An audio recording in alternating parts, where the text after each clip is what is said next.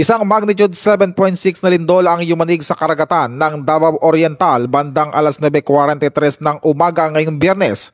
Ayon sa PHIVOLCS, may lalim itong 10 kilometro at naramdaman din sa Bukidnon, Cagayan de Oro at Iligan City. Inaasahan ang mga aftershocks at pinsala dahil sa lakas ng pagyanig. Naglabas ang PHIVOLCS ng tsunami warning para sa mga lalawigan ng Davao Oriental, Dinagat Islands, Surigao del Norte, Surigao del Sur, Eastern Samar, Southern Leyte at Leyte. Maaaring umabot sa higit 1 metrong taas ng alon sa pagitan ng 9:43 at 11:43 AM. Pinapayuhan ng PHIVOLCS ang mga nasa baybayin na agad na lumikas sa matataas na lugar. Pinapalalahanan din ng publiko na manatiling kalmado at alerto sa panahon ng kalamidad. Kapag lumilindol, ugaliing isagawa ang duck cover and hold, yumuko, magtago sa ilalim ng matibay na mesa at humawak ng mahigpit.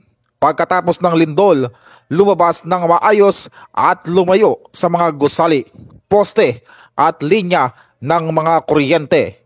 Mahalaga ring makinig sa mga opisyal na abiso mula sa PHIVOLCS, lokal na pamahalaan at ng Philippine National Police.